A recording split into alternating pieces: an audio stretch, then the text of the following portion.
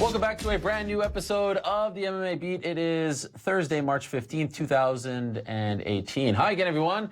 I'm Mario Helwani, back inside our New York City studio. You know these individuals. I'll introduce them anyway. That is the man in the shirt, Jeff Wagenheim, who has plowed his way out of the snow in Western Mass. Yes? Yeah, it was tough. Okay? It was tough. Yeah. Good to have you back. He, of course, of ESPN and the Washington Post. That is the Colombian kid, Danny Segura of MMAfighting.com. And, of course, that is the man in the hat, Chuck Mindenhall of The Ringer and MMAfighting.com as well. All right, guys, another week. More news to talk about. Let's start with a man named Nick Newell. We had not seen Nick Newell in around 2.5 years. His last fight was in October of 2015. He retired from the sport, said that he had injuries, back issues, all kinds of problems, and it was a nice run for him. He was 13-1, of course, fought for the WSOF lightweight title on NBC against Justin Gaethje, won twice after that loss, and that stands as his only loss, and then just kind of rode off into the sunset. But he returned on Friday of last week on the LFA card in Houston, and he looked as good as ever. Another finish for him. He's now 14-1, and thus the talk once again surrounding whether or not he deserves to be in the UFC, whether or not the UFC should sign him, his merits, his resume, his strength of schedule, so to speak. All this has come up over the last few days. And of course, for those who don't know Nick Newell, I'm assuming everyone who is watching the show knows who Nick Newell is. He is a congenital amputee. He has only one hand. He is an inspirational story. If you know Jim Abbott, the former pitcher, there's a football player named Shaquem Griffin who's making some headlines. They have done and are doing great things. He is in that similar boat. So let me ask you right off the top. Do you foresee or can you foresee any reason as to why the UFC should not take a look at Nick Newell at this point? I don't see why they shouldn't. He's certainly, you can break it down into multiple areas. Is he good enough? Well, he's lost one fight, and that was to a guy who's one of the top lightweights in the UFC right now, Justin Gaethje. So that's his only loss. So I think we can surmise the way he's performed this point in his career, he certainly is as good as you need to be in the UFC. Now, the next thing is, can you, because of his disability, is there going to be a problem with him getting sanctioned with commissions? Well, no. He's already fought in California. He's fought in Texas. His last fight was in Texas. He's fought in Massachusetts. He's fought in Florida. Several states have sanctioned him. So then there's the publicity thing. Well, if he goes in there and gets smashed, is this going to be a bad look for the UFC? Well, I don't think that is the case either. I think you can turn this into an inspirational story or a story about giving somebody who has a disability an opportunity to perform. And I think this is an opportunity for the UFC, not just to get a good fighter, a guy who's a good guy, but also to tell a good story and to show a little bit of that diversity that the UFC likes to talk about. What do you think, Danny? Yeah, I don't see why they shouldn't. Nick Newell has proven, like Jeff said, all these different criteria that would allow anyone to compete in the UFC. He has an amazing record, 14-1. That's better than most UFC fighters, I would say. And if you look at the guys he's beaten, they might not be big names. I think, the biggest name he's faced was Justin Gaethje, and he fell short. But all those guys have winning records. He's not smashing out there, guys with horrible records, and he's not being set up to look good. He's been giving tough tests, and he's lived up to those tests and done well. And not only that, but he's finished. He's got a great jiu-jitsu game. He's skilled. He talks. He's being more outspoken than I guess his previous MMA run.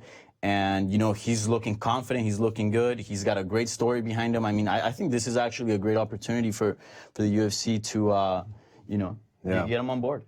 It's so complicated, isn't it? It's one of those weird things that happens. And because it's fighting, it takes a different kind of sheen. Obviously, like this guy with one arm, if you're just a casual fan, you're looking at it you're thinking what is going on here? This guy's had obvious handicap. How is he going to compete with this guy? Well, we've followed it within our bubble, and I think, some people who've kind of followed his story a little bit outside of it, like Jim Abbott, you mentioned, has been a big advocate of his. You see that his kind of game still makes sense to beat guys in the UFC. I believe that 100%. Now, what do you do with a guy like that? My thing is this. He's a guy who, if you've talked to him multiple times, he wants to be an inspiration as well. Like, this is part of his thing. What's the ultimate cinematic end to something like this? Well, or the cinematic culmination would be that he gets in the UFC. It matters to him to be the UFC, right? It matters to him because he wants to be that inspiration. It doesn't want to go to Bellator. because that's not where it's at. His story needs to go to the UFC. That's where it has to go. So I see that 100%. You know, I see a guy who can be an inspiration. The UFC could market it. No matter who they place against him, that fight will stand out because it's Nick Newell. You know what I mean? Who's made it this far.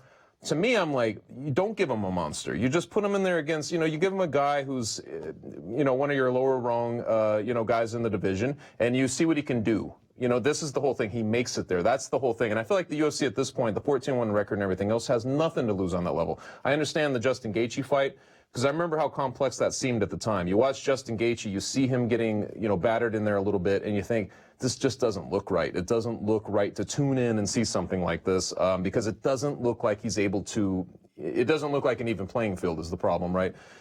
I just don't think if you do this the correct way, I think that you can avoid that. You know what I mean? I'm not saying you place him against guys, CM Punk or something, these things are still start to come out, but you just put him against one of the lower rung guys, guys who's trying to prove themselves, another debutante or something like that, and you let him fight it. But at this point, I would love to see it because that's what he wants. It's his inspiration. He's earned it, and I think the UFC should get behind that. Well, you mentioned CM Punk, and his name comes up a lot, especially now when talking about Nick Newell. The UFC says that it's hard for us to justify this, right? I mean, there's so much that could go wrong. That doesn't hold any water, right? Because Punk was signed and Punk was put in there, right? Exactly. I mean, of course, things can go wrong no matter who. Who's the best fighter? Demetrius Johnson could go in there and the wrong thing can happen, and he's the pound for pound best guy in the entire company, and something could go wrong. Anything can go wrong. You have to just rely on your ability to see, is this fighter trained enough to defend him or herself? And certainly Nick Newell, if he was in the UFC this weekend, if they put him in there, he would not enter as the lowest rung athlete in that company right now. So he has proven that he can defend himself. Frankly, CM Punk has not proven that he can defend himself. In his one appearance, he was pretty much defenseless. It's nothing against CM Punk.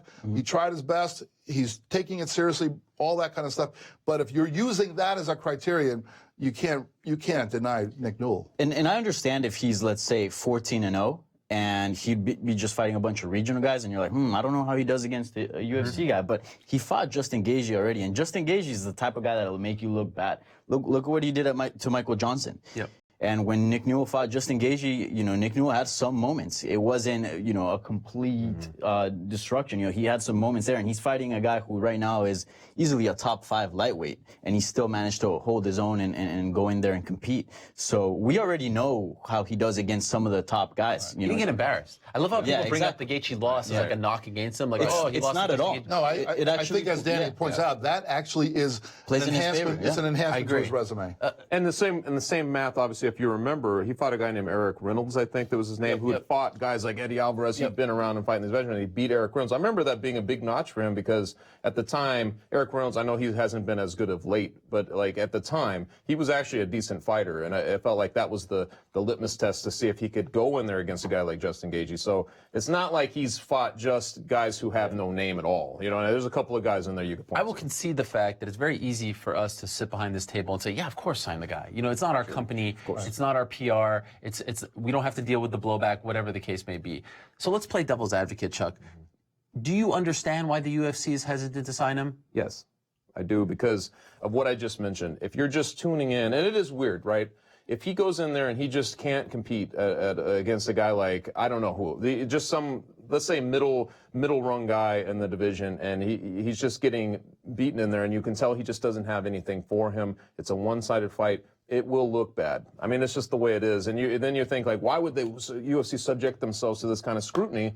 Is it worth it? Is it worth it for the UFC? So that's what I'm saying. I believe it is. Because now imagine, though, that they book him correctly. They put him against a guy who is, that you think, like, well, this is they're pretty even. Let's just say, he's 14-1, that's really good, but let's put him against a guy who's like, 6-1, he's making his UFC debut. Let's put these guys in there, because then you get to see the inspirational story that he is, without, you know what I mean? As long as you feel like you're kind of giving it some parody and it's going to work out like that, I think that that's the way to go. And then you decide what to do with them beyond that. But I believe that at this point, the UFC, it's in concert now. I think that he's at the point where he should be in there, given everything that's kind of the UFC has been doing and everything. It makes sense. but to do it correctly, you know what I mean, and not throw him in there against a monster like Gaethje right away. I saw some people mention, oh, he'd be perfect for Dana White's Contender Series.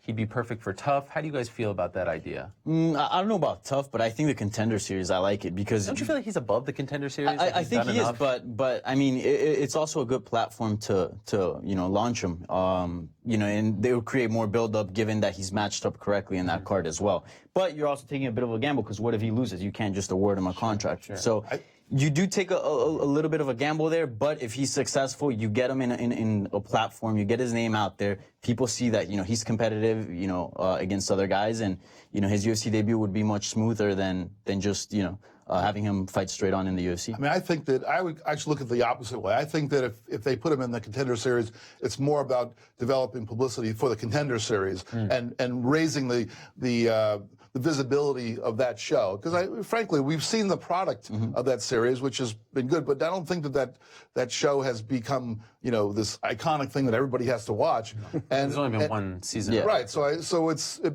would be a feather in the cap of the series to have that guy in there. I don't think it's about building him up. I think I would agree with you that he already is to the point where enough people who follow the sport closely know who he is, know what he's capable of, and are eagerly awaiting his entry there. I find it very interesting to see the feedback on the negative side of things, like people saying like, oh no, this would be a huge mistake. And they talk about like him getting kicked in the head. As Nick has pointed out many times, he's never been kicked in the head. He's never been knocked down from a kick. So it's not like he can't defend himself. And there's a lot of people say this would be such a bad look for the UFC. The guy has done this enough at this point to prove that he isn't an embarrassment. He isn't. And I just see like, even if he gets beat in the first round, which by the way, every fighter under the sun has losses on his record. The upside of signing him is so much greater. I mean, what a story this is. It's unbelievable. You see the I don't know if you guys were paying attention to Griffin when he was at the Combine, but that was everywhere. And I'm not saying to like exploit it. This guy has earned his shot, at least a shot to prove. If remember when the post in the Stage Northcutt gets shot. Griffin was the fastest linebacker at the Combine. Yeah, did you see him bench pressing? Right, that also. But so if you sign that guy, it's like you're getting two different things. You're both getting a guy who may prove to be a great player in your league, and you're getting this kind of like ready-made inspiration story that you can then use from your PR team. Yeah. I think the same thing goes with Newell. Of course, there's a risk. There's a risk with every single athlete that they sign. Everybody has. Look, Mackenzie Dern. I'm sure we'll talk about her later on. She's an amazing grappler who has extremely limited skills on her feet. Well, she can get kicked in the head too because she doesn't, They signed Valentina Shevchenko to fight Priscilla Cachoeira, who had no business being in the cage with her. Way worse things happened in that fight than I foresee happening in Nick Newell's UFC. So you have to weigh the ups and downs. I mean, there's negative possibilities, but the positive. Just from a cold-hearted PR perspective, there's so many more positive possibilities. There's also just a technical breakdown to this, right? Like you're watching a guy like that, you're like, how does he compensate? This is fascinating, right? Because you always look at anybody who's sharp in certain areas and you think, well, how can they exploit? Well, this is a guy who has to do certain things differently, right? To me, that's a fascinating thing. I remember watching Jim Abbott back in the day, and it was amazing to watch his mechanics on the mound, how quick he could, put his glove on and things like that. He throws that no-hitter, and it was like it was such a big deal because you're like, wow, and it just carries that amount of inspiration because you think, here's a guy who just couldn't be defeated in life. I mean, like, that's what starts to come to your mind. And that's where I think Nick Newell is. He's positioned himself. He's used these spotlights to position himself to be here. And I agree with it. You said upside. To me, that's the thing that has to. You have nothing but upside to kind of put him in there now, and to I don't want to say exploit, but to use that to advantage for themselves, the UFC, and to give him his thing, which would be that he wants to be under those letters. That's his whole. He's been talking about this for years and years. You know what I mean? And not even just as an inspirational figure or a publicity tool, but just purely as a fighter. Just think about how he has taken his disability and worked with what he has. I mean, if you watch him choking out an opponent, he has this whole other technique for the way he does it, which, I don't train, you would know better than I, but when you train jiu-jitsu, how do you get out of a choke? Well, you hand fight. Well, because of the way his body is constructed, that is something that fighters have been unable to do. They've not been able to get themselves out of there. So he's managed to take what is a disability and turned it to his advantage. I used to always think like maybe there would be a problem in the matchmaking because, you know, somebody may be like, I feel uncomfortable fighting a guy like Justin Gaethje. This used to be the thing I remember talking to him about because he lives. Nick Newell? Nick Newell. Yes, Yeah. Newell. I live pretty close to where he's at, and one time I did a piece on him, and I remember talking about this, and he was talking about how some people accuse him of the opposite, of having an advantage on the ground because there's not enough limb to, you know what I mean, to manipulate and stuff like this. So again, these are some of the gray areas that come into play. If you're a matchmaker, if you're trying to get a guy to fight him and he has reservations of doing that because he sees it. If I beat him, I look like a bad guy. If I win, or if I lose, then I've lost. You know what I mean? So these are all considerations, but I just feel like we're at that point because he's been around this long. We're just at the point where none of that matters as much anymore. You know, UFC signed Alex Hernandez to fight Beneil Dariush on 8 days' notice. Imagine if Hernandez was the one who got knocked out in 42 seconds. People would have just said, like, oh, tough luck. But I guarantee you, if Newell is the one who gets signed and gets knocked out in 42 seconds, they'll blame it on, you know, his disability, which I don't think is necessarily fair at this point because he's not 5-0. He's not 6-0. He's been in there 15 times as a professional now. And, you know, he's fought one of the greatest fighters at 155 now and wasn't embarrassed. He lost, which many fighters, you know, have lost. Not named Eddie He's Alvarez. extremely bright. He has a good fight IQ. Like, he knows what he's doing, you know? He absolutely does. Now, you know what may surprise me more? I get it. Like, I'm not being naive here. I get why the UFC, they may just not think, like, look, it's just not worth it for us. We don't think he's that big of a star. That's their prerogative. I am shocked that Bellator is not banging on his door. And from what I understand, there is no interest on Bellator's side because I asked. Does that surprise you? Isn't that the kind of guy that Bellator needs to get It yesterday? does because, you know, Bellator's out there trying to get guys outside of the UFC that can, you know, bring something to the organization. And Nick Newell, one, he's an exciting fighter. Two, you know, he's got the record to back it up. He's legit. He's well known among the hardcores. And, you know, he's an inspiration story. So, I mean, I don't know why Bellator's not, you know, hopping on. Not to mention, quarterly they're at the Mohegan Sun. You can plug them into any of those shows, and it's a huge regional show spot for them, right? They do very well. Yeah, that's a great point. I feel like this is a no-brainer for them. The same way it was a no-brainer for WSOF at the time, right? That they were very young, trying to make noise. And he killed it in WSOF. He did well. Yeah, he did. Yeah. What a strange thing. Do you guys think that he gets signed? At the end of the day, does the UFC come calling? I think you're positive about this. Well, I'm not positive. You asked if I think so. No, but like you feel good about this. Oh, positive as opposed to negative. Yes, yes, I am. Really? I do. I think that. What makes you say that? You just have a feeling? I actually think, you know, that Danny brought up the point that I think is the loss to Gaethje, strangely enough, elevates his stock because now, you know, Dana White, Nick Maynard, you know, Sean Shelby, they can go and look at tape and see one of their best lightweights in there with this guy and say, okay, I can imagine this guy fighting, you know, and then just name, you know, a dozen other guys who are already signed. So I think that the loss ends up being kind of like the star of his resume. This was 2007, 2006. I get it, not UFC caliber, but that doesn't exist anymore. Like Mickey Gall was brought in. You know, what was he, 1-0 when he was brought in? Mike Jackson, Punk, Sage Northcutt, and some of the females that they brought in. You know, 1-1, 2-2. And I would say even the CM Punk can be even more of a gamble because this is an older guy that's had you know a history of injuries. I believe he even had a back surgery where he got a piece of. He had an infection. Yes, and you know he's had a long career in pro wrestling, which has you know had issues on his body, has had a toll on his body. And this was a gamble because he's 0-0. You don't know what he's going to look in there. We know how Nick Newell looks inside of the cage against decent fighters and against some of the best fighters, and it wasn't an embarrassment, that loss. So they have proof. They have tape that they can go back and look on and see how he'll do in the UFC. I would like Nick Newell's chances against any lightweight on roster ahead of a guy like, you know, Floyd Mayweather, you know, at his age, coming in and fighting. You know what I'm trying to say? Like against almost any lightweight, I would pick against, you know, I would think I'd pick him to lose. So if you just look at it like that, which one has more merit? Which one has a greater chance of winning? And I feel like Nick Newell, obviously. And here's the other thing. When you sign Punk, you had to sign someone else to bring in to fight him, right? To be at his level. Let's say they sign someone like Floyd Mayweather, they're going to have to bring in someone who is at his level as far as MMA. You sign Nick Newell, he fights your roster. Like, you don't have to bring in anyone. Mayweather.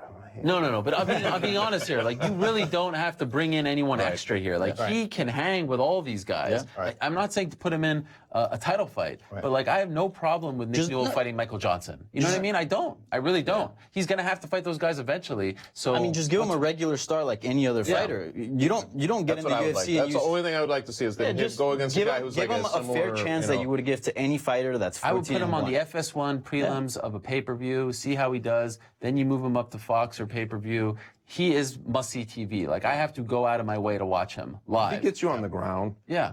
It's a whole different playground, you know what I mean? It's just, he's proven that time and again. And you talk to any of his coaches or training partners and the guy, and they tell you how strong he is and just how relentless he is.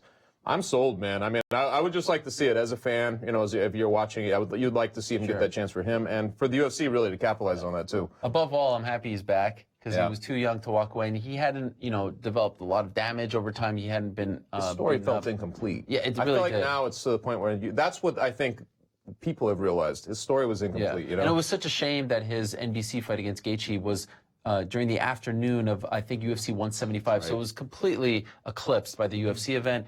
Hopefully, he's being a lot more aggressive online. Hopefully, he finally gets a shot. Okay, let's move along now and talk about Michael Bisping, Luke Rockhold, and Alexander Gustafsson.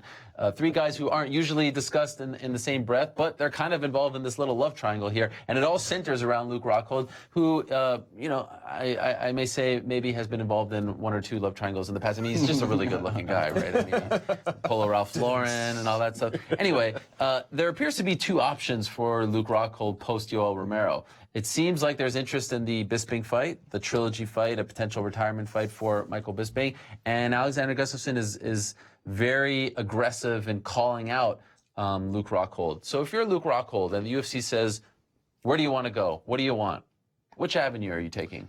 I don't know. I'm pissed off at Rockhold. I mean, he got my Ralph Lauren endorsement deal that I was all supposed to get. But, well, if I'm him, boy, I think it's a really tough question. I mean, I think it comes down to, do you want to look forward or look backward? He said he wants to be a light heavyweight. And so, obviously, if you want to be a light heavyweight, then you step forward and face one of the top guys, a guy who's called you out, a guy that you think you can measure up against. And if you want to look back, you can think, well, I got that you know, I'm sure in his mind, fluke loss to Michael Bisping, and I want to go back and fix that. I always feel like looking forward is the better thing. I'd rather see him go in against Gustafsson. I feel like 1-1 is the perfect record for a Rockhold-Bisping rivalry, because these are two like sort of cocksure, very kind of full of themselves guys. And I'm sure that the rest of their lives they could be like ruminating over, well, you know, I know we hope we were 1-1, but you know, I was the better man. And You want it to end at 1-1. I'd love to see it end right there and let Luke move up and face Gustafsson. That's what I want to see. Okay. I kind of want to see that trilogy fight. Okay, because why? I don't like leaving things sort of unresolved. Yeah. These guys have clearly issues. You know, they don't like each other at all. And they both want that fight. And, you know, if I'm Luke Rockhold, you know, he's just coming off a knockout loss to Yoel Romero. Yes. Fighting Gustafsson, not only are you jumping in at a new weight class, but you're taking on, you know, probably the top contender there. That's a tough task, you know, especially given that, you know, at 185, he has certain advantages such as reach, size. That's all negated when he goes up to 205 and fights a guy like Gustafsson that has that frame that he has. So I wouldn't, if I were him, I think I would just keep talking smack, build that fight, and in the meantime, keep collecting W's, build some momentum, and then eventually make that fight a number one contender. And you like this fight for Bisping as well? You think I actually do, yeah. Really? Why? At first, as a retirement fight? Yeah, at first, I know I've mentioned in this program how I liked originally, I wanted Bisping to sort of get a big name, but a manageable task. I mentioned Vitor Belfort, sort of Like just someone right, towards the end of their career. right off into the sunset with a win in his hometown. That's kind of what I wanted to see from Bisping. So I threw Vitor Belfort out there. I know there was Rashad Evans talks, and I was kind of down to watch that. But after doing some thinking, I think this is actually the perfect fight for him, because Michael Bisping, I think he's, you know, towards the later part of his career, he's been unfairly judged. I mean, his title reign kind of brought a little bit of sour taste into his career. A lot of people were like, he's dodging contenders. He defended the belt against Dan Henderson, who was ranked 13th at the time. Then, you know, he doesn't defend the belt against the top contenders, waits, then, oh no, I'm going to get the knee surgery, then goes on, fights GSP, who was a welterweight. And a lot of fans do not like that about Michael Bisping. But just before those two fights, man, Michael Bisping just played the game by the rules. He fought the top contenders that he needed to fight, went up the ladder, went all the way and fought the #1 contender, just came up short a few times, but he never skipped anything. He never tried to maneuver his way into a title shot and pick fights. He always took the top guys, even if it was a bad matchup for him, like a good wrestler like Chael Sonnen. And that's really what defines his career. This was a guy that never dodged anyone. He fought everybody at 185. He fought Dan Henderson when he went at his best. He fought Anderson Silva, you name it. So I think the best way to go out would be just in a fight that kind of represents his whole career. Fighting a still relevant contender in Luke Rockhold. Heck, even return to his original weight class. 205. 205. And, if he loses, it's still a very Michael Bisping performance. He took on the best, didn't dodge anyone, didn't want an easy way out. And if he wins, man, that's one hell of a retirement. I mean, if I'm Luke Rockhold, either one of those options is going to be very attractive, especially coming off of a knockout loss. Yeah. Obviously, and Luke Rockhold, you've talked to him many times. It's like he's one of those guys who just, when he hates you and he's lost or something like that, he holds on to it with an intensity that's just, it's a sort of other level intensity. Yeah. And he just lets it, influences, everything he says and everything else. So that he's sitting there with that Bisping, that whole thing that happened, losing to Bisping and then that Bisping's parade where he never got a chance to fight him. That's going to sit there until it's resolved. So if I'm him, that fight obviously would be like, I'd love that fight. But then the narrative is sort of like giving him the chance to do what he wants to do. And Bisping then having to be in his last fight potentially having to be the guy who's like, no, I can't let you do that, which is a sad way for the corner if he loses that fight. So, but if I'm Rockhold, I love that. And I also love Alexander Gustafsson because this is a guy who, in some ways, this makes no sense because this is a guy who's redeemed himself. He's won a couple of fights. And if you take his spot, you go up there and you beat Alexander Gustafsson, you take his spot in a division just like that, and you're a player. And I know that his buddy right now is at the top of that division, but for how long? Yeah. So it could timing-wise, it could almost be like the old Rory McDonald and GSP thing when they were flirting with, coming together. If you're Rockhold and those are your options, he's got it made coming off of a KO, though. I mean, if he gets either one of those guys, I feel like that's ideal for him. What should you choose, though? I'd rather see him, honestly, I'd rather see the Bisping thing, honestly. Like, I kind of agree with you, though, because this has occurred to me. I was like, if there's ever been a fight, like a trilogy that's out there and you're just like, we're just going to let that one go forever, that would be the one, because those guys will never stop chirping at each other, regardless of how old they are. And you don't want to see a resolution to that? I mean, sadistically, I kind of like that idea, but at the same time, I'm like, I would like to see the resolution to it. It's unfortunate, though, that Bisping, I guess, is on these losses, and it's kind of happening now on the wane, on a complete wane for both guys. But I guess I would rather see that. For Bisping, I can't think of a better, honestly, like we talk about Vitor, it doesn't seem like he's overly interested. So even from his perspective, I feel like that would be a good fight for him, you know what I mean? Just to kind of go out that way. Just take some time off, because I know Bisping's coming off a rough stretch. Just take some time off and really put everything, into this camp, your last camp, and fight a top guy. And I know Bisping wants it as well, because he's been vocal about not wanting to. The Bisping side of things. Yeah. There's no way he will ever top what he did at 199. Like, even if he wins an incredible war via decision, it will not top 199. So I am actually surprised that he wants it. And it won't even It would be like Conor McGregor asking for an Aldo rematch. Yes, and then that was the not thing, quite right? that But everyone said that. Like, how's he going to top 13 seconds? You see the back and forth on Twitter.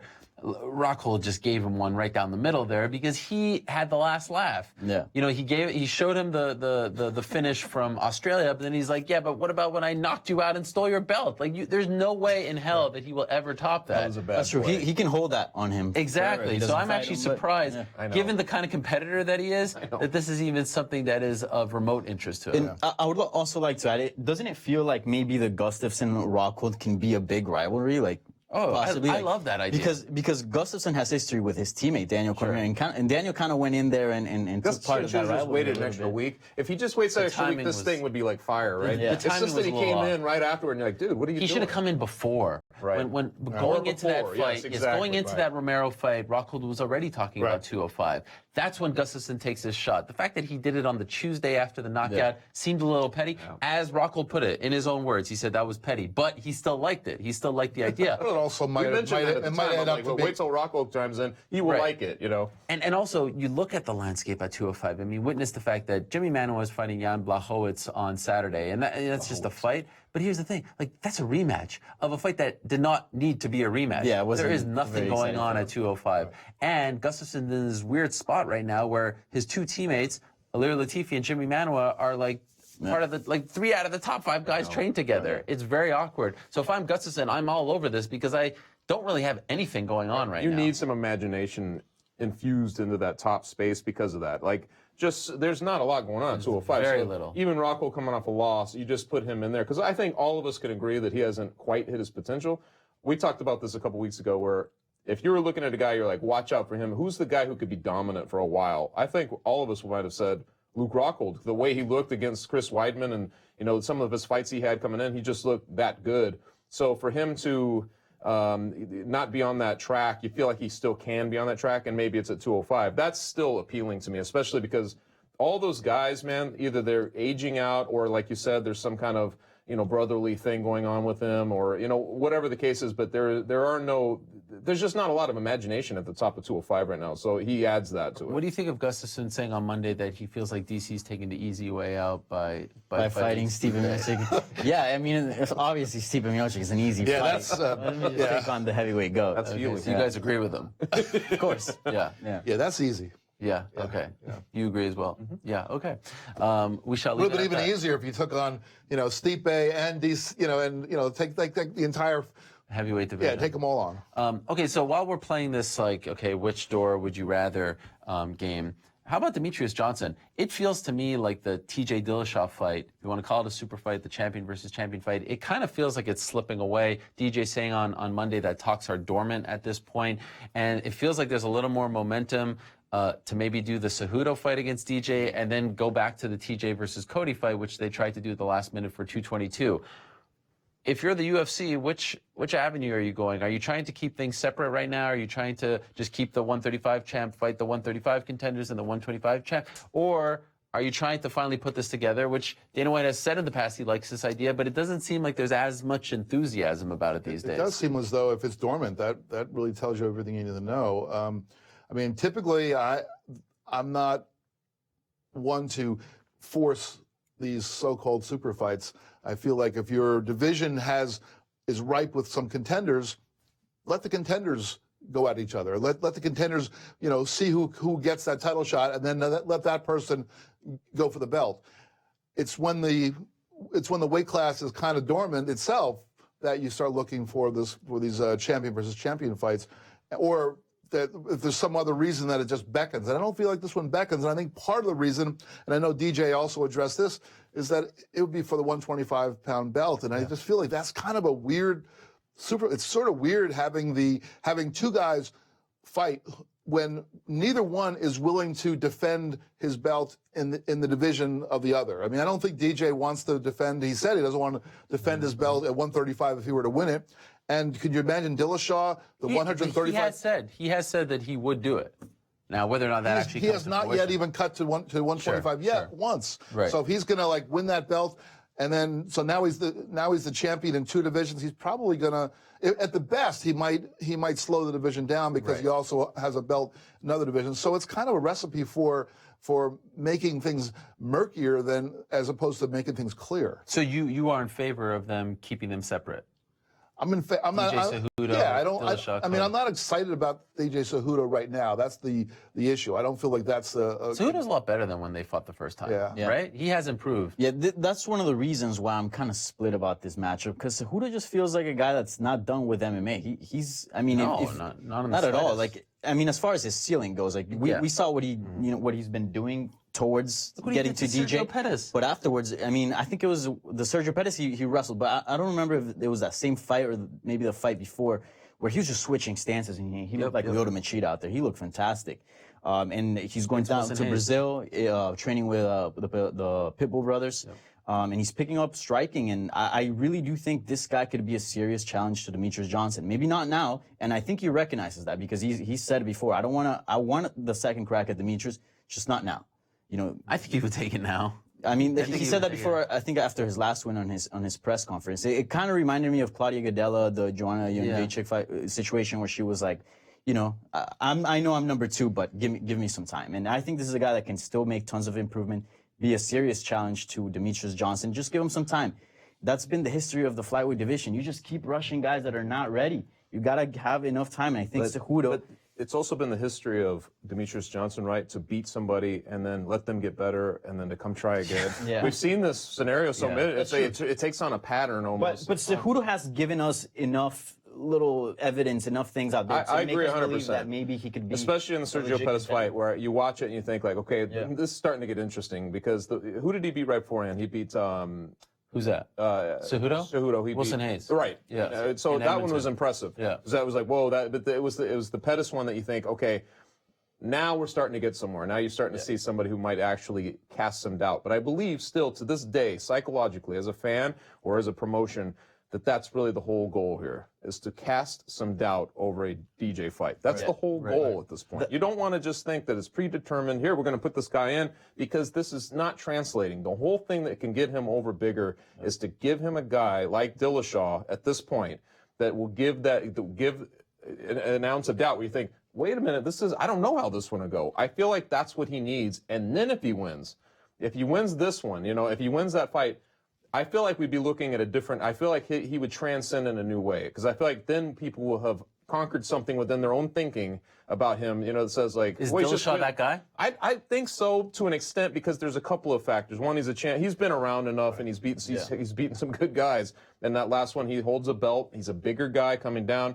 I think you put all that together, it certainly looks like the kind of threat that would, that he beats him. How would you argue that he's not the greatest of all time at that point, or right in that? I mean, he's got to be right up there at that point, because to me, that's the whole thing. We don't have doubt. We go into his fights thinking, well, when's he going to win this, or how? It's always that kind of question. It's never the doubt. I mean, I agree with Chuck in the sense that I also think it's timing-wise, it's really perfect for DJ if he were to make this fight, because we earlier mentioned Sergio Pettis. Well, who's Pettis' next opponent? Joseph Benavidez. They're fighting in June. That's still a little ways away. Benavidez, if he beats Pettis, that's enough wins, I think, separating. I don't want to see Benavidez get another crack at DJ before Cejudo gets a second Well, crack.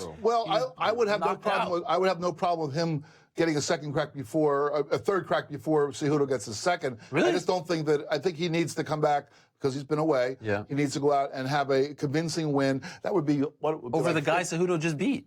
Right, but he also beat Cejudo.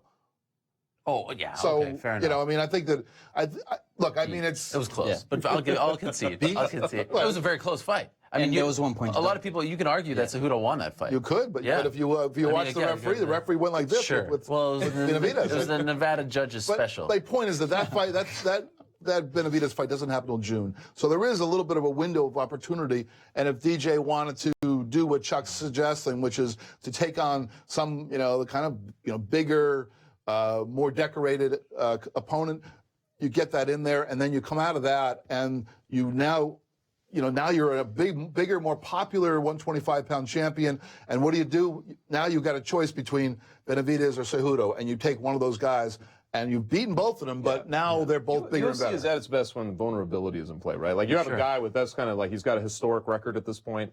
His vulnerability, as long as you're playing with the vulnerability, like all of a sudden he's vulnerable in a situation, I feel like that's really what we want, right? I think that's the underwriting thing for fans right now, is just to see him challenged in some way. And if this is the best possible scenario to do that, I think you got to, from the UFC's perspective, of course, I think that they've obviously been thinking this too. You've mentioned it many times when you talk to the matchmakers, it's not the champions, it's the contenders they're trying to find. Well, here's a situation where we can't find a contender. So you want to find a guy who's at least going to bring that psychological, that psychology. DJ's at that level too. Like fans are not, going out there and wanting DJ to fight another flyweight. They want to see him, take on somebody else. We've seen already what he could do to the whole flyweight roster. And it's a big testament to him that he's done this he's to their at that whole level, roster, that he separated himself that years far. now. And it feels like DJ's career almost needs it. Because, I mean, beating another flyweight, it wouldn't really change the status of his career. I'm not a big fan of a champion having to beat a guy multiple times, especially when he beat him convincingly, and he beat Cejudo convincingly. Yeah. However,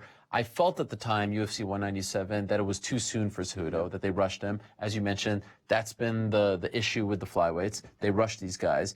And I also feel like Cejudo has improved exponentially since that fight. So those two reasons combined make me a lot more interested in the rematch. That being said, the Dillashaw-DJ saga almost dates back a year now. I remember UFC 211, TJ comes out and says, I will fight Demetrius Johnson. I will go down because Cody Garbrandt got injured, right?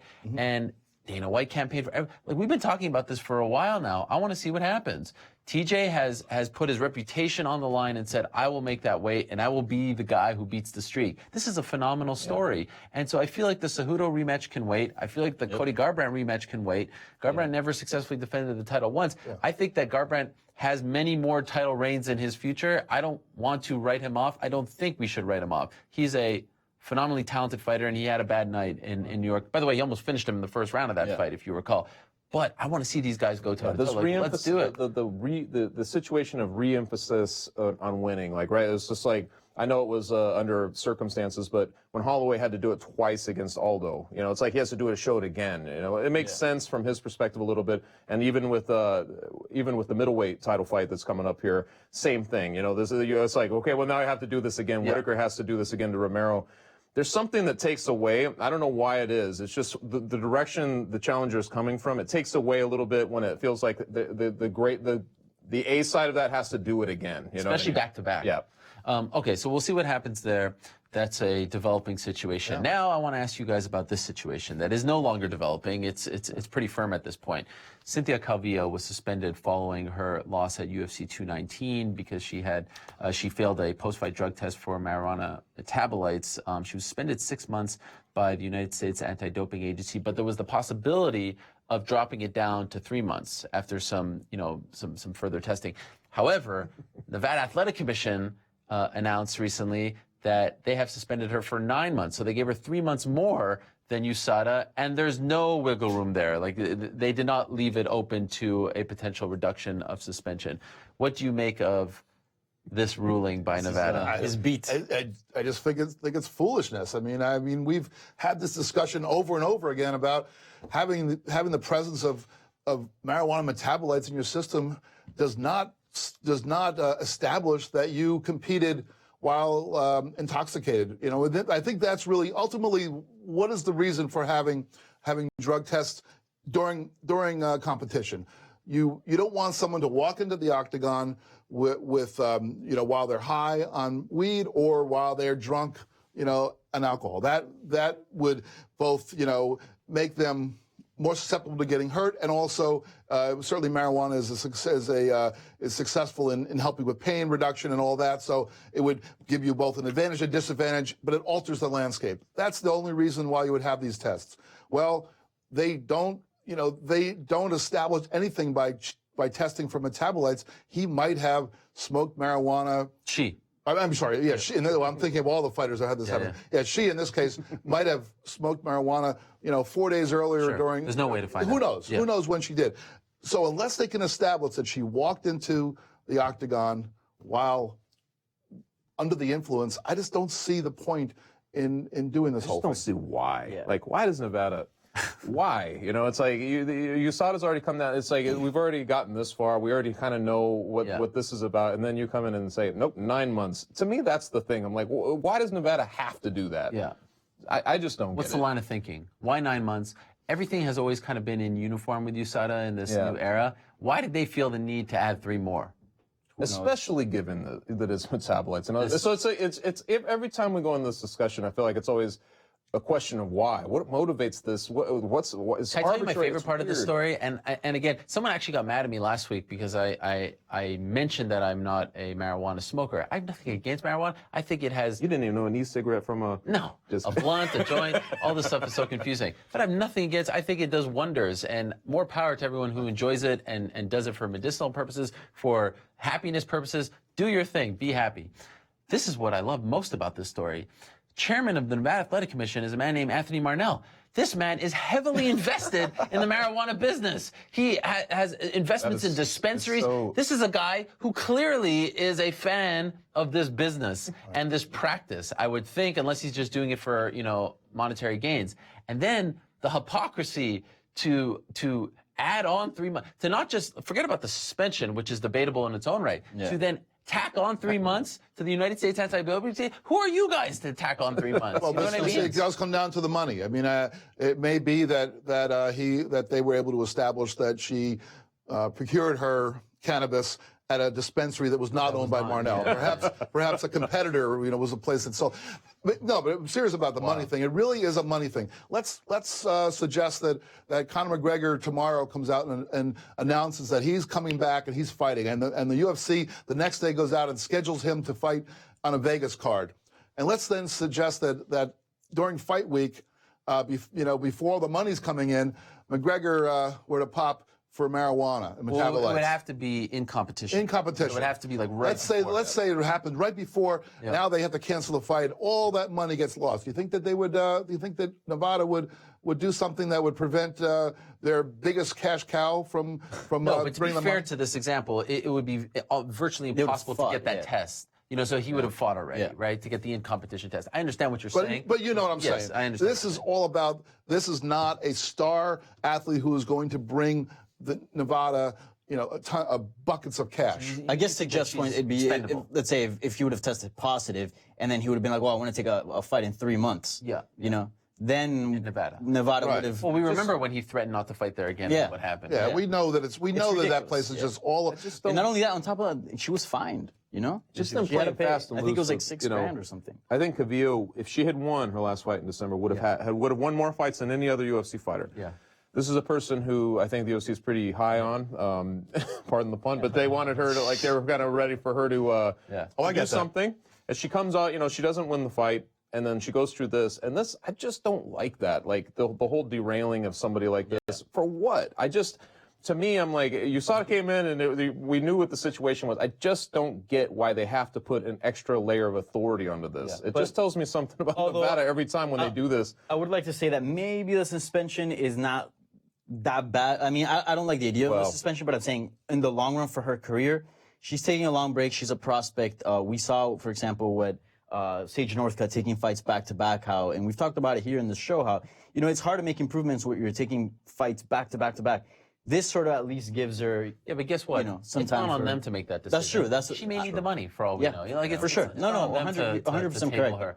It's to me, it's debatable as to whether or not this should even be tested for. If it's a PED, 100%. As you mentioned, we don't even know when it was smoked. And then there's the issue like. She may have a medical marijuana license in California, so if it's in her system from something that she smoked a week ago, like the Nick Diaz situation, right? And then she lost the fight. And I actually think the fact that she lost the fight is very important because there was no, what's the thing? Like, oh, you couldn't absorb punishment. I don't know what people say when it comes to this stuff, but she even lost the fight. It wasn't even that good of a performance. So now you're punishing her for looking bad in the fight. You thought that she was like lethargic and you're saying that you deserve a punishment. The whole thing is just completely out of whack. And you would think in 2018 this would change, especially with some states, right, starting to legalize this. But Nevada, I guess, is playing by different rules. I want to ask you guys about this story that developed earlier this week, and it warms my heart. But I have seen some blowback. I have seen some different takes. So I want to get your guys' take on it.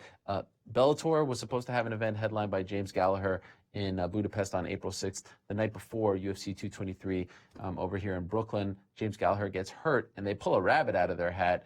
They totally scrap that fight. Adam Borks is fighting someone else, and they bring in Benson Henderson, and they bring in Roger Huerta. And there's so many layers to the return of Roger Huerta because it was actually, what day is it today? March 15th? I think it was actually exactly 8 years ago today that Bellator put on this press conference to announce that they had signed Roger Huerta from the UFC, 2-fight losing streak at the time, a questionable split decision. But this was a big deal for the 1-year-old at the time Bellator MMA promotion led by Bjorn Rebney. So they bring back Huerta, who's had a rocky career since then. Won Bellator, it hasn't worked out, and now they're giving him this shot. Some people I've read said Roger Huerta can't fight Benson Henderson. Like, well, he's not on his level. Some other people said that this is a great story, and it's one last kick of the can for Roger Huerta. How do you feel about this idea of bringing back? I think I'm with. I feel as though him jumping back in with Benson Henderson. What do we talk about for the first 20 minutes of this show about what are the risks involved when bringing in a guy like Nick Newell? Well, I think this is a riskier situation. Roger Huerta has been. Just think about what he has. He has fought people who I have never heard of for the last 8 years. I think the last fighter who who actually heard of that he had fought was War Machine. So if the last fighter, you know Hyder Hassan. He fought Hyder barely. Hassan. And he's the last fighter who's not a felon who he's fought was Eddie Alvarez, and that was like 2010. So we're talking 8 years where he's fought basically people who are not even close to being on Benson Henderson's level. So it's a risky move. I don't understand. Benson Henderson hasn't been performing at Benson Henderson's level Exactly. Yeah, well, 1-3 in his last. And four. even Benson Henderson at his best, he's never been known, although a great athlete, a great fighter, very skilled, he's never known as this knockout artist that, will come in there and smash you. You like it? I like it. I actually, it caught me by surprise, but it wasn't like oh, I don't know. I like this fight a lot. I think it makes tons of sense. Roger Huerta I think he's on a 2-fight win streak, so it's not like they're, and again, I know the names are questionable, but, this is not a guy who's lost it, his previous 5 fights. This is a well-known guy. Luckily, he did go through a rough stretch, but it sort of helped him that it was outside of the UFC because he's not perceived, it wasn't in a big stage, so, the losses kind of get swept under the rug a little bit.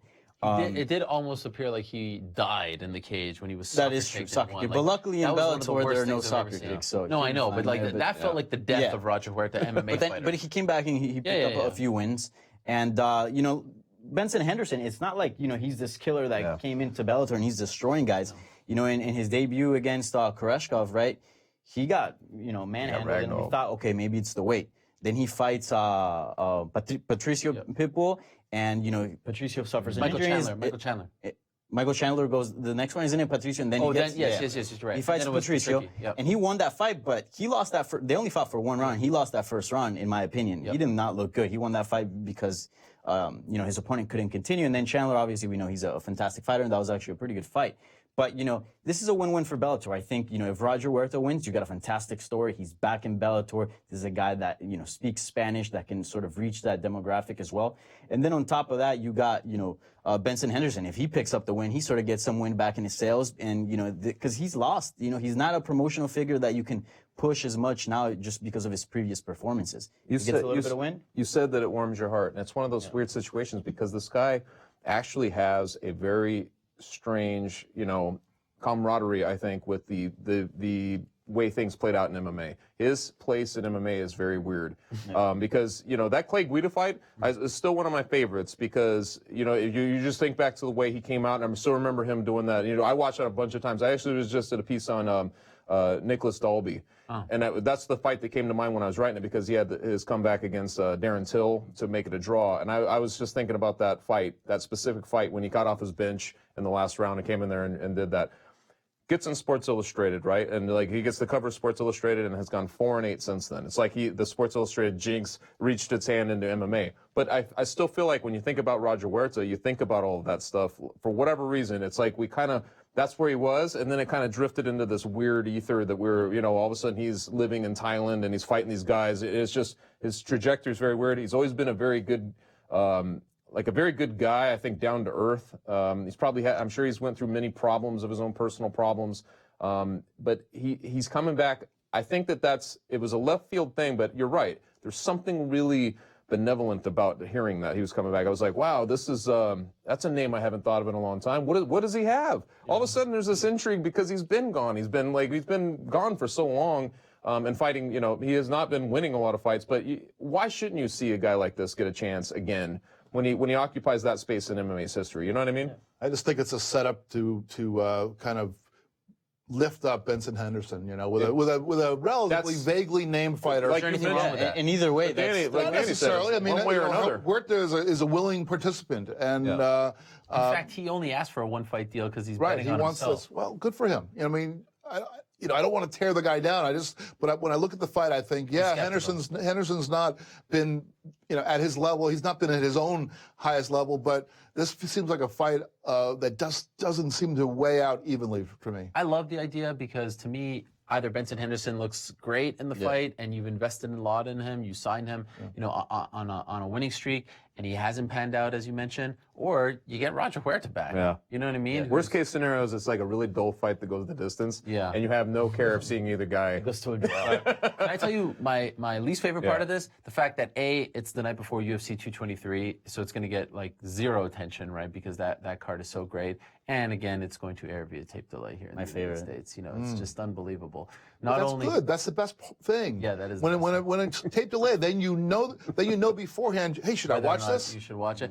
There was something heartwarming about seeing him back, seeing him smiling, because he does remind us of this different time in MMA when there were like blue chip prospects, right? You know, the early days of MMA, like UFC 1 through 30, there were just kind of guys that they were cobbling together, putting, you know, and of course that there were, you know, the wrestler coming in, and Randy Couture and all this stuff. But like this was a guy that it seemed like everyone pinpointed, and the UFC made no bones about it. He's good looking. He fights well. He's got the Hispanic background. Like they were going to push girls. this guy. Yes, I mean he had it all. And he gets on the Sports Illustrated cover. Like there was a lot of momentum behind him, and it doesn't pan out. And it kind of felt like his UFC career fizzled. And I'll never forget that live stream back when live streams weren't really a thing. Bellator setting this up with Sean Wheelock's, you know, hosting it. Bjorn sitting there, and Huerta, a nervous Huerta with the ill-fitting suit, talking about, you know, this is a big opportunity, and they were all gearing up for the Eddie Alvarez fight, and of course he loses in the tournament, and they do the Eddie Alvarez fight anyway, an early sign that the tournament structure just doesn't work when you're going to put together these fights. And now to see him back in Bellator 8 years later, after everything he's been through, the guy is homeless. He doesn't have a house to live in. He's just like a vagabond. It's just like amazing. Could you imagine if he wins against Benson Henderson? What a story that would be, right? What an amazing thing. Like Bellator has made a habit out of kind of bringing back these old guys. He's not really that old. No. He does have a lot of wear and tear on him, but I feel like this one's worth the flyer because even if he loses, even if he loses, you prop up Benson, who hasn't had, you know, a very easy time in Bellator. Heartwarming. Heartwarming is the word that comes to mind. It really is. Speaking of which, let's just quickly end on this because there continues to be a lot of criticism about the Mirko Cro Cop signing. Roy Nelson in particular, you know, saying that he's on the good supplements and all this stuff. And the main issue is, we talked a bit about it last week, but I just want to bring it up with you guys, the newbies who joined us this week. You know, shoveled out. It's a fascinating thing to watch because, yes, he was suspended in 2015 for 2 years, and then he goes to Ryzen, and no one bats an eye.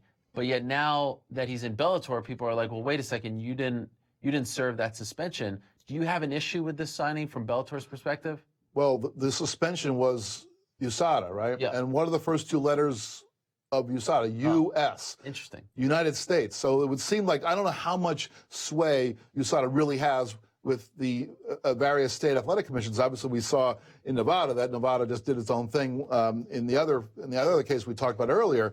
But there is some sway when USADA suspends you that you typically don't get to fight in the United States. Well, I don't, you know, Japan, Ryzen, I mean, are there any rules over there at all? I mean, you know, did he fight in like you know, in a soup can or something? I mean, they've got all kinds of crazy things going on over there that him competing in Ryzen was like 50th on the list of bizarre things that and against the rules kind of things that they do over there.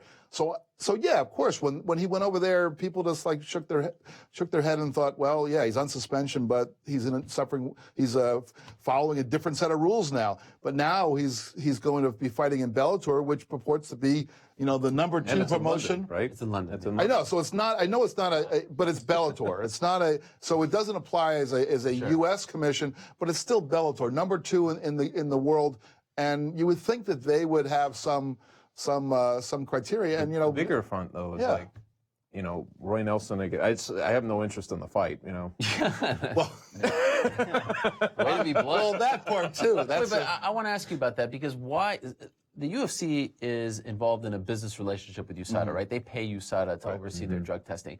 Why should Bellator adhere to the suspension that USADA is putting in? Scott Coker basically said. Right. Other than saying I didn't know. I thought that was done. Other than that part. But I agree with him on this one. I do too. The UFC decided to bring in USADA. That's their problem. Not Bellator's. Not Bellator's. I mean, it's not an athletic what is commission USADA? against The problem. UFC's anti-drug policy partner, right? It's not Bellator's. Yeah. And let's not forget, like if you, I don't see much to this argument, to be honest. But if you were to make an argument, you were going to make an argument when he fought in Japan, his first fight. He's already had like 4 fights in there. Not only that, he's already fought a Bellator guy. Let's not forget he fought King Mo in Risen in the tournament. So he's already fought one of the Bellator dudes. So if you're going to bring this up, bring it up when he first fought in Japan. Not now. I mean, it doesn't. I couldn't agree more. Doesn't make sense. What do you think, Chuck? Other than the fact that you hate the fight, you're just. I mean, I apathetic agree with towards you. I agree with you guys. It's like I heard Scott Coker, and I basically was like, he's got a point. I mean, this isn't really directed at why should Bellator dance to the tune of what the UFC is mandated. Sure. You know, it's like so in my mind, especially it's in London. But even these if it's things, in London, I know, I agree. Mike Mazzulli, who's the head of the ABC, yeah, is overseeing I know. it, But so. it's my point is, it's like it's out of the U.S. and I know that the commission is still overseeing it, but it's somewhere else. Like if you're going to protest it, you would have done it for the Japan fights. If there was some reason to be protesting, you would do it then, right? Like, or people should be talking about it, but we weren't. And honestly, I feel like Cro Cop is one of those guys because he goes back to Pride, and everything that kind of came out of Pride kind of carries this weird asterisk to begin with. So it's like there's this whole thing. It's been, since 2015, it's been beyond anyway, even though he hasn't technically served the suspension. It's like it's been that long ago. Just all those elements together, I'm like, I really don't care to take the red tape all the way to London. Scott Coker's usually I like the way Scott Coker explains himself, but in this case, he's saying, well, I didn't even realize he was still under. He was kind of acting as though he didn't even know that this was. It just seems like a kind of I don't know. Playing dumb is stupid. You saw it, Sure. Right? But okay, here's the other thing. I know it's kind of hip to bash Bellator for not being so strict on drug testing or drug users. Because they are? But here's the thing. The UFC is going to London this weekend, right? Who's overseeing that event? The UFC oversees that event. Mark Ratner, who I have the utmost respect for, but he is still a UFC employee. Right. When Bellator is going to London, who's overseeing that event? Mike Mazzulli, president of the ABC, head of the Mohegan Tribe Commission. That is an independent body. So you can make the case that Bellator is actually doing things more kosher than the UFC is. Yes. And in this case, Mazzulli says he has no problem with it. That's the big issue right there, right? If the commission is like, okay, fine, we're okay with it, why should anybody care? Yeah. All right. USADA is involved in a business relationship with the UFC. What's next? Does Bellator have to tell its fighters you can't have sponsors because the UFC says you can't have sponsors? Like, they do not have to adhere to their rules. That's their problem, right? So basically the fact that he failed drug tests is irrelevant to Bellator then. What do you mean irrelevant? It's been 2 years. It's been 2+ years. To them, that. But he didn't And serve he it. never failed. Okay. Let's not. He He never failed the drug test. Yes, that is true as well. Disclosed that he was Okay, taking okay, human yeah, growth okay. hormone, but he never failed the test. Yeah, and was actually quite open about it too. But fair enough. It's been 2+ years. So you wanted him to just sit out and not fight, and that to you is serving. He didn't fight in America. He didn't, fight under USADA's jurisdiction. I mean, I'm not a stickler for that either. I mean, my problem was kind of more the way Scott Coker explained the whole thing. It just felt like he was, acting like, hear no evil, see no evil, speak no. It just don't know kind if of that's felt fair. like he was. I heard him say that that's the UFC's deal. Why do I have to go by those rules? It's a UFC question. You gotta be careful, man. Arlovsky already wants to beat you up. Yeah, seriously. What's up with that, by the way? It's the first time we talked since. Oh, I have no thought you were idea talking about Luke Thomas. I have no idea what you're talking about. You don't know about this? No, I don't know. I saw something on Twitter referring to it, but I didn't see what what happened. Dude, I thought it was talking about you. But What was it about? Well, I interviewed Andrei Arlovsky, Yeah. and he said that he was watching a show where I was sitting with other individuals from the Superfund Fund, journalist. and he said there was an old guy He with didn't mention white a hair. hat. He said gray No, hair. he said old guy with gray hair That'd be you. who was mocking him that could be about Mocking him? returning, and he blamed me for laughing about it, which I don't even recall. of this. Mocking- Yes. mocking- And you are known to mock, and so you almost got Me? me in hot water with the pit bull. I don't mock. He gave people. you some back. depth Even- there even- that I was like, Yes. oh, I'm kind of scared. Go back. He wouldn't even let you hug him. Some people said it was Luke Thomas. It had to be Luke Thomas because Luke Thomas. He doesn't have white hair.